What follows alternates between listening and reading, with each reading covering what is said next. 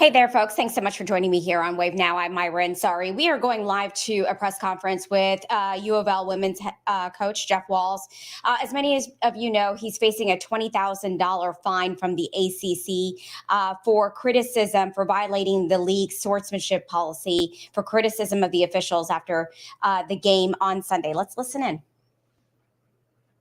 And if you take someone to the ground, it can be a flagrant foul. Now, there was some clarification this as well, that if there's a fast break, if you're going down the floor, kind of like the NBA has the clear path rule, if you grab with two from behind, it is going to be an intentional foul. But as you read through this, it does point out and talks clearly to help, as it says, clarifications of the rules. So, hopefully now moving forward, we know as coaches that if you are failing to try to stop the clock at the end of a game, you're not going to have to worry about the judgment call of, because it was under two buckets. They had two rules that contradicted each other the way it sounds, that you're not going to have to worry about it being called an intentional foul from here on out. So, it's nice to see, because I think it's good for coaches to know that, because going into our game tomorrow night, I was really not sure do you foul at the end of a game anymore, depending on, what can be called. Because as was put out and shown, with some videos, our end of our Notre Dame game, there were at least three times where they grabbed with two hands, and not one time did I think that was an intentional foul. It was a personal foul to try to stop the clock and put us at the free throw line, which has happened for hundreds of times probably already this season. But now that there's a clarification, it's going to help, the officials know what's going on during the game. So I feel good about that. Still selling wood for anyone that's interested. I chopped a bunch, and I'm not using a wood splitter. It's done by hand. So the price is a little higher. I take good care of it. I've got it stacked right now. It's drying. It's not good for use now. Probably next September, I will take payment installments. I've got the first Rick. Venmo. We can do that. We prefer cash, but we will do Venmo. The first Rick's going for 10,000. So I'm just trying to only have to cut two Ricks. So we'll see. But no, I'm just thrilled, because I think this is a clarification, obviously, that needed to come out, and I'm not sure it would have come out, or it would have been addressed, because I'm not sure anybody ever expected that would happen in a game, and that would be made. So I think that's why when the rules were written, nobody really looked at it and thought, well, that could be called that. So now that that's clarified, I think that's a wonderful thing, and hopefully it allows all of us coaches now to know at the end of games, when you're trying to stop the clock, it's just going to be a personal foul. Anything else? Jeff, for you as a coach that's been around the game for a while and seeing just the rise that women's basketball has made over the past couple of years, is it discouraging at all that you're fighting things like this? Well, no, it's just not for our game, though. See, it's for the men's game, too. No, so this rule is just not a women's basketball rule. I mean, from my understanding, now it's written for us, but I think it's going out to everybody. I think the rule is the same on the men's side. So now there's at least clarification in it. No, I mean, that's part of it. It's part of as you go through and things happen, and you're, like, I had no idea. I mean, there's several rules that I know what the rules are, and I take great pride in knowing the rules. There's things you can do on the free throw line. Things you can do in the jump ball that other people don't know. If you're lined up on the center, on the circle, you can't move until the ball's thrown up. But if you're outside the circle, you can take off and sprint before it's thrown up. if you're taking the ball out of bounds underneath the basket, if you're allowed to run the baseline. The defender can't reach across the baseline to touch the ball. I'm allowed to stand on the baseline, my teammate throwing the ball out of bounds, I'm inbounds. I can stand where I'm inbounds, reach across, and have them throw the ball into my hand. If the opponent reaches across that line, it's a violation. So honestly, like, you should never not be able to get the ball in bounds as long as you can run the baseline. Now, if it's a dead ball, the pass has to attempt to go in bounds. But when you're allowed to run after a made basket, I can simply put my arm across. You can throw it into my hand, and they can't reach across to stop that. And we actually work on that play. So there's things, because I take great pride in knowing the rules. But yeah, I'm just thrilled with this. I think it puts everything. Everybody understands now this wouldn't have come out if it wasn't a concern from Sunday. Did you ask for the clarification, or did they just? No, I talked with Debbie Williamson, who does a wonderful job with our officials. She's in charge of our officials in the ACC, and we've had conversations the past 3 days.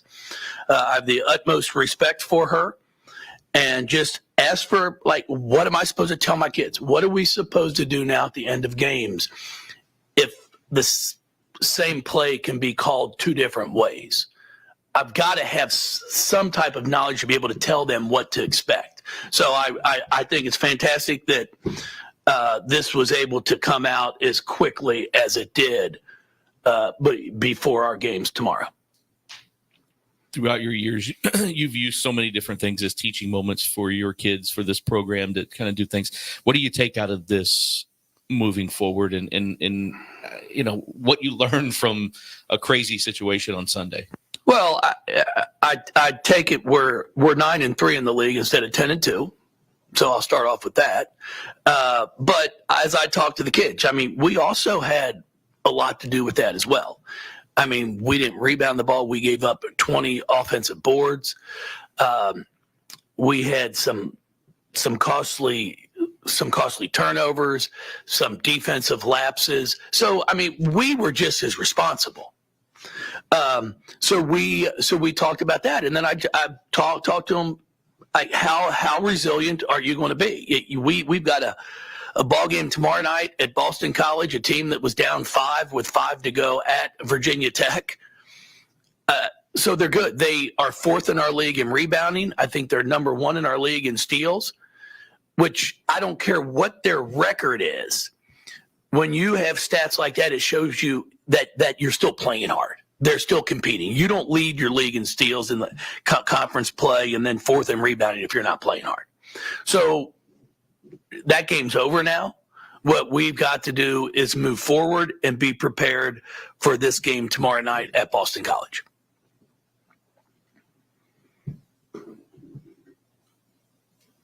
Jeff, you've talked about how the ACC has gotten better each year. What do you attribute to that? Is it just the development of players? Is it, recruiting? What do you kind of attribute to that kind of rise in the talent and competition?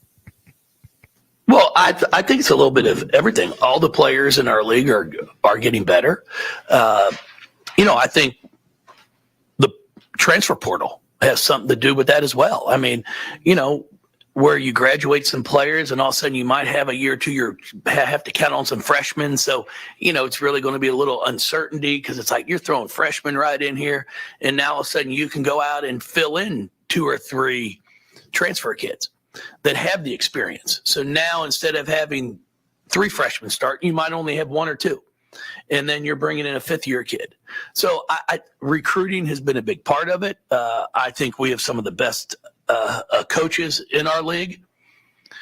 So it's fun. Every night you have to show up to compete. That's the one thing that I've always said about this. There's not someone that I really look at on the roster, the list of who we're playing and say, it's an easy win. It's just not there. You go down to Pittsburgh. They've had some great ball games. Been in games all the way in the fourth quarter. So you can't just take anyone for granted. So it's players, it's coaching, it's skill development. It's a little bit of everything. Although you got the interpretation that you were hoping for, as you mentioned, you are 9-3 instead of 10-2. So that loss can be costly for your team going forward. How do you deal with that part of it? Well, that's the part that sucks. I mean, there's no question about that. But we can only take care of what we can take care of now. That's in front of us. And as you move forward, you hope something like that's not something that costs you the opportunity to host the first 2 rounds of the NCAA tournament, a top 4 seed in our league. There's a lot of things of ramifications at the end of our season that could come from that. But at the same time, I've said it. I mean, we did not do things ourselves that could have helped us win that game. But it's nice to get an interp like this to then at least I know I'm not crazy. Being that Olivia was the one that had the foul called on her, it seemed like she just started heating up with those 4 points quickly. I mean, was there a separate conversation with her? I guess how was she kind of feeling after that? No, O's fine. O did nothing wrong. I mean, that play happens all the time. I mean, it happens every game, at the end of a game, the end of quarters. It happens all the time. I got videos of clips of times we've done it in the past. Teams have done it to us. I've said, you can't do anything about it. I mean, what you do is what you're supposed to do. If she had taken her to the ground, different story.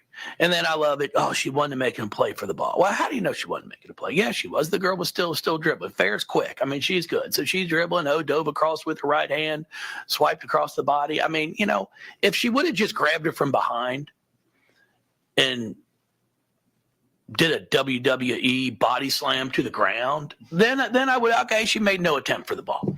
But you can't say that she didn't, but obviously we were trying to foul. So it's not, I mean, that's no secret either. We had 2 fouls to give. So yeah, O's fine. O's excited to play again tomorrow. As I've said, it's one thing I love about coaching basketball is it's 3 days and you're back playing again. It's not a week or possibly 2 if it's a bye week before you play. You talked a couple of weeks ago about Nyla and her her development. It seems like she just keeps getting better and better, or maybe it's more consistent in everything that she does. What is it? No, she's getting better. There's no doubt. Her consistency on her 15 to 18 foot jump shot is so much better. You've got to now defend her away from the basket, which allows her to have more success around the basket. She drives the ball well. She's got really good footwork, and her free throw shooting. Her free throw shooting from this year to last year has improved drastically, and now she's one I can have on the floor at all times. It's not I got to get her out on an offensive defensive substitution. You got to worry about someone trying to foul her. She's had a great year, and she's always in the gym. And now the next step for her is going to be that comfort of handling the basketball. And when she gets that down, then I think it's sky is the limit for what she can do.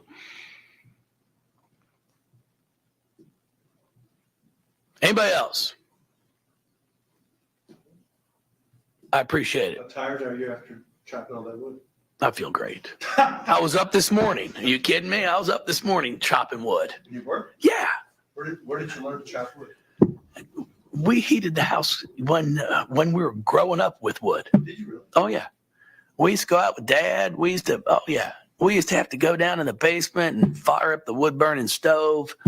Used to hate it. It'd be 110 degrees. You'd be sitting there sweating. You have to go down and open up a dampers. Oh, yeah. We used to do all that. What kind of trees were those? Big ones. I don't know. I didn't want to have to cut them down. Now, I don't want the tree enthusiasts to think I cut the trees down to try to, unfortunately they had died up top and branches we were putting vitamins in them, trying to do everything to save them. But every time a storm came through, a branch would fall in the driveway, and it's like, okay, it's about time we have to get these down. those environmentalists? I want to make sure I'm not. That's all I need is tweets from them now. Put the chainsaw up in the tree. No, I had to hire somebody. I wanted to. Like, when growing up, Dad, I got my 2 older brothers. We'd just throw that old ski rope up in that tree, and we'd all pull one direction, and Dad would wedge it out, and we'd pull it down. I couldn't convince my wife to allow us to try that, because if it went the wrong way, it'd be in the house. But yeah. Were the kids involved in this? Or? My daughter was out helping with cutting the wood. Yeah, chopping it. She would stack it for me. Oh yeah.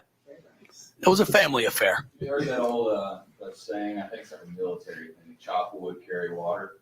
Yeah. Like do hard things that don't get a lot of reward. Maybe that's your motto. That's it. No, we worked hard when we grew up. We used to have, my dad had a grass cutting business. We used to cut grass after school. We cut about 30, 40 yards a week. Yeah. Then I did that during college, and Bill Akers was our baseball coach at Northern Kentucky before he passed. Great man. He used to get all upset. I used to park my truck behind the Regents Hall, which the baseball stadium was right behind it.